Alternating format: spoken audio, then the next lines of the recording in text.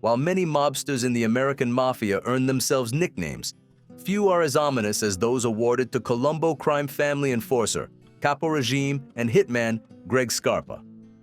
Dubbed the Grim Reaper and the Mad Hatter throughout the course of his multi-decade crime career, Scarpa had a reputation you only hear about in gangster films, and the rap sheet to match. Throughout the course of his career, Greg Scarpa was responsible for the deaths of between 80 to 100 people, and was known for his unpredictability and ruthlessness. Moreover, his murders weren't just tied to the mob. He was often known for his tendency to kill those who disrespected him and his family, using his power and influence within the mob to stay one step ahead of the law. But who was Greg Scarpa really? Can we really get to know the man behind the gun here? Across his career, Scarpa was infamous for dodging conviction and prosecution. And while the authorities would eventually catch up with him, much of his life went under the radar while he worked for the Colombo crime family. After all, you don't want to be the center of attention if your job is to hit the opposition where it hurts. Today, however, we will be delving into the files once more to explore the life and times of one of the mob's most notorious hitmen. From his early years of coping with the Great Depression to the sheer brutality of his career as an enforcer, join us as we investigate Greg Scarpa, the Grim Reaper of the mob.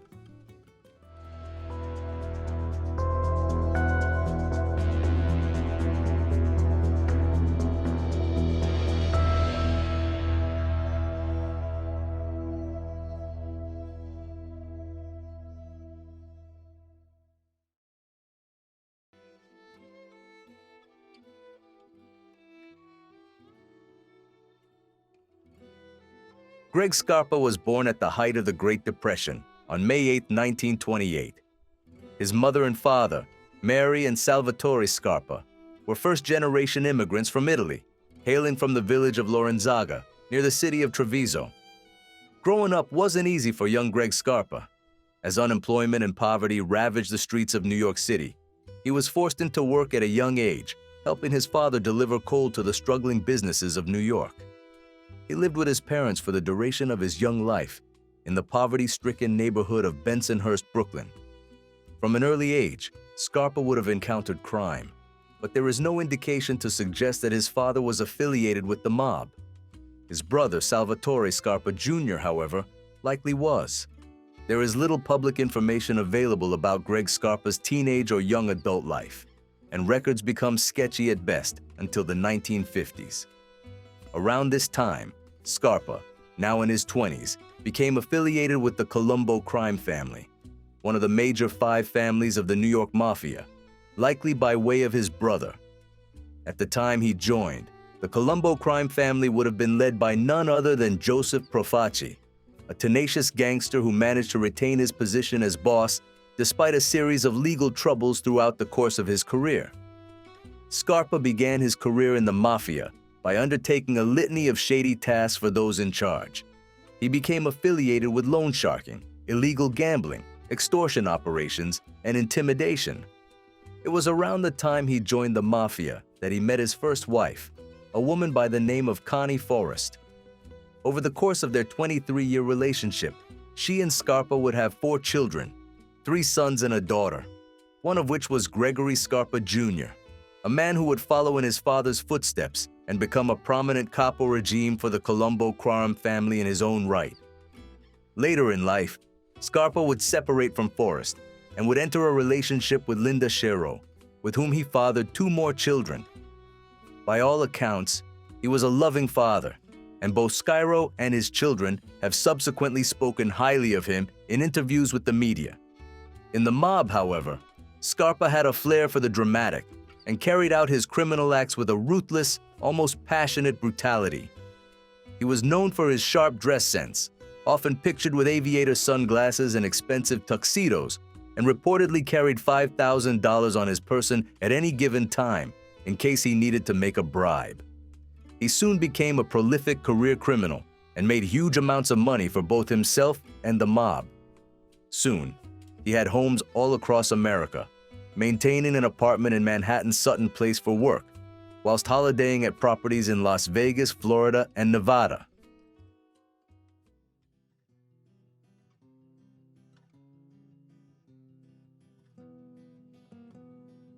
Greg Scarpa soon proved himself to the heads of the Colombo crime family, and he was made a capo regime on account of his dedication to the mob.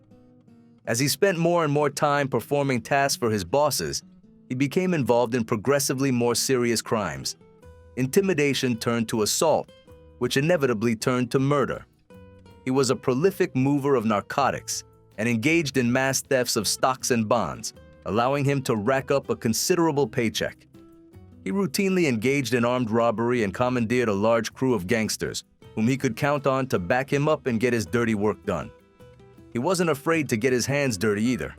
He was especially known for his guile and brutality, and the Colombo crime family soon knew him as the Grim Reaper. The reputation he established within the mob helped him to evade capture on multiple occasions, despite his ever-increasing list of victims. Scarpa was estimated to have killed many people during his career in organized crime. Sources state between 8 and 100, but the FBI considered the number to potentially be as high as 120. Many of the identities of those he killed have been lost to the archives. Some have been recorded. The first known murder that Greg Scarpa was responsible for occurred as early as 1953, not long at all into his foray as a made man. Reportedly, once he had proven himself as a good money earner for the mob, he was instructed to kill a man. The exact details are lost, but he reportedly fulfilled the request immediately and without remorse. Another major murder took place in 1984, when Colombo crime family gangsters set their sights on Mary Bari, an unlikely victim, but a victim nonetheless. Bari had entered a relationship with the underboss of the Colombo crime family, Alphonse Perisco, when she was a teenager. When Perisco went into hiding in 1980 after he became convicted of extortion, his fellow mobsters believed Bari would be a liability. She supposedly knew where he was hiding, and the last thing the family needed was for her to reveal his location to the authorities. In fact, rumors were already circulating that she had been speaking with the police about just that.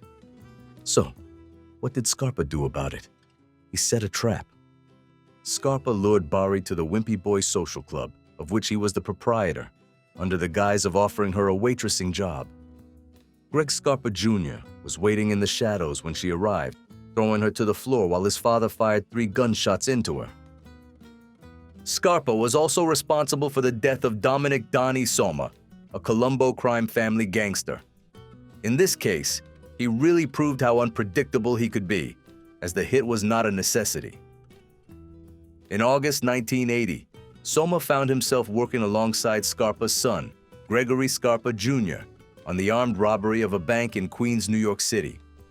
The job was botched when, allegedly, Scarpa Jr. had allowed a security guard to enter the room, compromising their plan. In the August of the same year, Scarpa Sr. lured Soma to the Wimpy Boys Social Club and shot him in the head as he entered the back room. Scarpa insisted that he was acting on orders from above to take Soma's life, and there was a contract out against him for the abuse of narcotics, but rumors were circulating that this contract was about to be withdrawn. Scarpa had instead rushed to kill him while the contract was still valid. Why? Because Soma had complained to crew leader Anthony Scarpati about his son's poor performance on the failed bank job. Acting on personal vendettas against those who had wronged him or his family became something of a modus operandi for Greg Scarpa during his time in the Mafia. He killed a man by the name of Eliezer Shklonik himself when he heard that Shklonik was speaking to the IRS about his crimes. The victim was a doctor, dating Scarpa's nurse receptionist at the time, and was killed from a lethal shot to the head from Scarpa and an unnamed accomplice.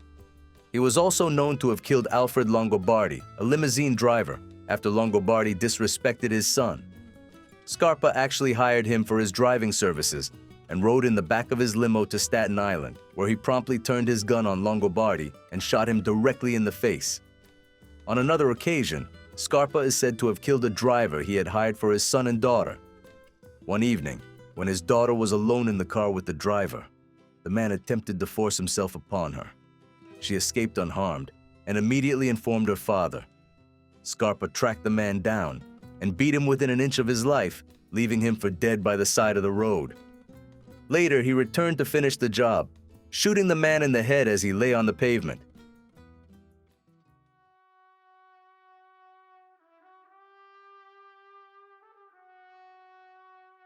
In the mid-1960s, Scarpa had his first brush with the law, not as a suspect, but essentially as muscle for hire, working alongside them to help solve a trio of murders. In 1964, 3 civil rights workers, Andrew Goodman, Michael Schwerner, and James Chaney, had gone missing. The 3 men had been involved in the fight against white supremacy in America during the early 1960s and were still active at the time of their deaths. At the time, Scarpa was approached with the offer to support the FBI in finding them. The Bureau was only under the suspicion that they had been murdered. They did not have any concrete proof yet. The FBI figured that by enlisting Scarpa's help, he would be able to carry out interrogation techniques on potential suspects that were not legally available to agents. They offered him a sum of money and a gun to get the job done, and Scarpa happily agreed. Scarpa arrived in Mississippi shortly after, where the 3 men had last been seen. There, he met with local FBI agents who briefed him on the case and who he should potentially be looking for. His first target was Lawrence Byrd, a television salesman who was affiliated with the Ku Klux Klan in his private life. Scarpa and an FBI agent ambushed him in his store in Laurel. Approaching Byrd when he least expected it, Scarpa pistol whipped the Klansman on the back of his head, knocking him out. The duo brought him to Camp Shelby, a nearby United States Army base, and proceeded to interrogate him about the missing civil rights activists. Reportedly, Scarpa gave Byrd a severe beating within an inch of his life before cramming the barrel of his gun down the man's throat and threatening to pull the trigger. After a brutal interrogation session with Scarpa at the helm, it became apparent that Byrd did indeed know the location of the men. They had been murdered, and he revealed what had happened on the day they were. Scarpa's intense methods of interrogation helped the FBI solve this particularly grisly hate crime. Chaney, Goodman, and Schwerner had been tailed along the highway by a Ku Klux Klan mob on the morning of the 21st of June, 1964. They were stopped and shot at point-blank range by Klan members Alton W. Roberts and James Jordan, who were part of a wider group of white supremacists driving close behind them. The bodies were subsequently loaded onto a station wagon bound for Old Jolly Farm, just south of Philadelphia. At the farm, a dam was under construction where additional Klan members were waiting for the mob's arrival. The bodies were buried on the site using one of the bulldozers, and disturbingly, Goodman may have been buried alive, as the subsequent autopsy showed. The case gained national media attention, and the murderers were caught and prosecuted. More than a dozen white supremacists were indicted in connection with the case on account of Scarpa's interrogation, and were found guilty of a combination of civil rights violations and manslaughter. The FBI did not acknowledge that Scarpa had helped them out in this case. Instead, they credited Highway Patrolman Maynard King with providing the FBI agents with the intel they sought, who allegedly obtained the information from an anonymous third party. Perhaps this was to protect Scarpa from any potential disagreements within the mob if he had been seen working with the FBI. Or maybe it was down to the FBI refusing to admit they had used unauthorized techniques to find the bodies. Either way, Scarpa would soon find himself working on the right side of justice once more, when the FBI recruited him to investigate the disappearance of another civil rights activist, Vernon Ferdinand Dahmer, in the January of 1966. Following a series of death threats, Dahmer was killed in a house fire started by a mob of Ku Klux Klan white knights. He had attempted to defend himself, but ultimately was killed in the inferno. Scarpa provided his services once more and returned to Mississippi to interrogate potential suspects. However, there seems to have been a major disagreement about Scarpa's payment for help in the FBI this time. Following the disagreement, he was dropped as an informant in 1975 and would refuse to contact the Bureau for the next 5 years, despite their attempts to bring him back on side.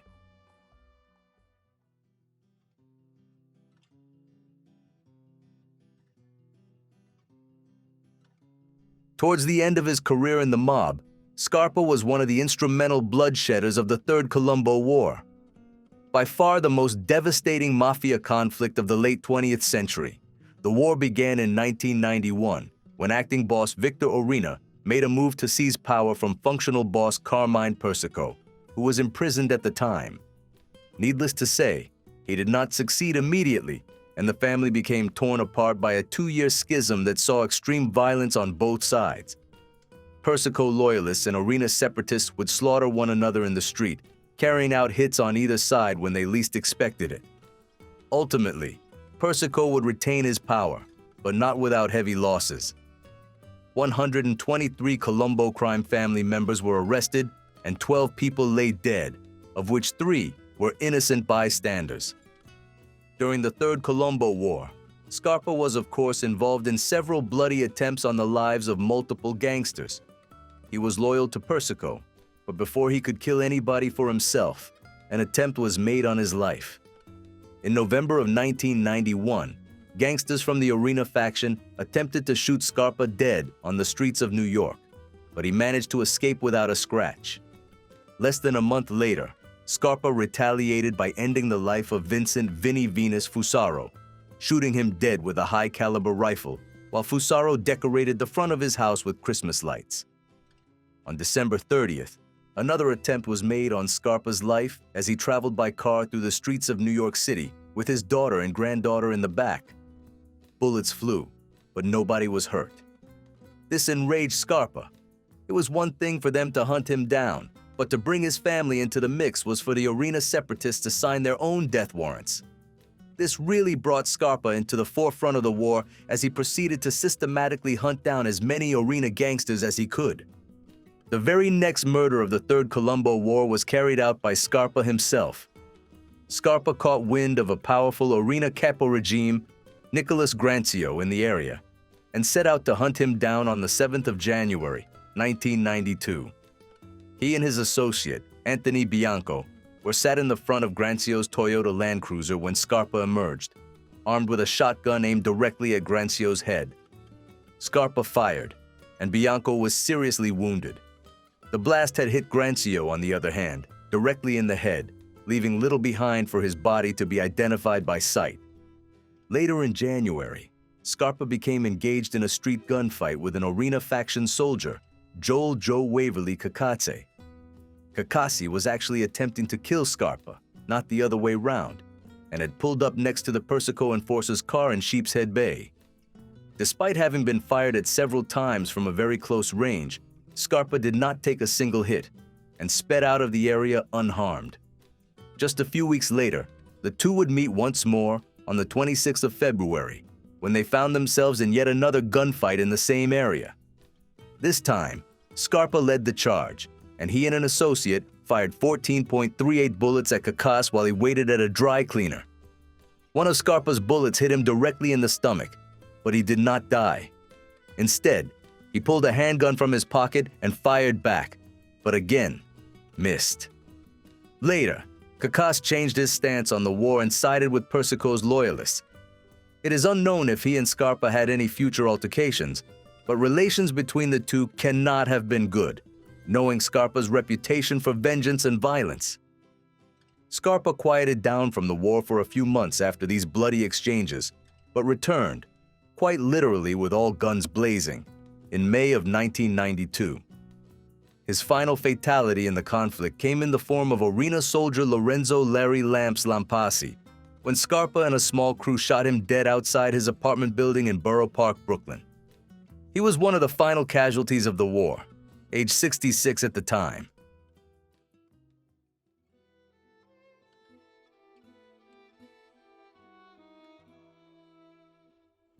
Prior to the Third Colombo War, Greg Scarpa made notable attempts to get on the good side of the FBI, and succeeded at least for a while. In 1980, Roy Lindley DeVecchio, an FBI agent tasked with managing mob informants, became affiliated with Scarpa. The mobster had refused to connect with him for the 5 years prior to their first meeting, but he was eventually persuaded, and perhaps by nefarious means. Perhaps given his support in the mid-1960s, they felt that he would be a useful candidate to help them on any future mob-related matters. Rumors would soon come to light that Scarpa was engaged in illegal trading with DeVecchio, gifting money and jewelry with one another in exchange for valuable information that could help either side. Scarpa sought protection from any potential arrests for his crimes with the mob, while DeVecchio attempted to gain intel on Scarpa's rivals within the Colombo crime family. It may even have been through DeVecchio that Scarpa was able to track down as many victims as he did in the Third Colombo War. Moreover, Scarpa was getting even richer off of this agreement. He was affiliated with the FBI for over 10 years, over which time the Bureau paid him over $158,000. So, over the remainder of Scarpa's active years in the mob, he and DeVecchio would meet in secret at a rented apartment room that could not be traced by other members of the mob. By all accounts, the two even became very close friends. DeVecchio would frequent Scarpa's house for dinner, and the two would exchange gifts, seemingly out of pure respect and appreciation for one another's services. However, it would seem the two perhaps drew more attention than they should have. By the mid-1980s, the rumor mill was turning once more, and other agents within the FBI were starting to suspect that DeVecchio was getting too close to a man that should have been nothing more than an informant. By 1985, Scarpa had been indicted by federal prosecutors for his involvement in a particularly successful credit card scam. Scarpa was able to use a combination of his reputation and his good standing with the FBI to get off the hook. This time, he pleaded guilty to his involvement in the crime, and it looked like he was facing a hefty prison sentence until DeVecchio stepped in. The FBI agent provided the judge with a document listing all of Scarpa's helpful contributions to the Bureau over the years and was able to save Scarpa from hard time. Instead, he was ordered to pay a $10,000 fine, a drop in the ocean for Scarpa by this point in his career, and was sentenced to 5 years probation with no time in custody. So Scarpa was a free man once more, but he wasn't off the hook. He was now under close watch by DeVecchio's superior officers in the FBI, and even the mob started to wonder if he was working alongside law enforcement. Fortunately for Scarpa, the Third Colombo War's outbreak in the early 1990s may have served as a distraction.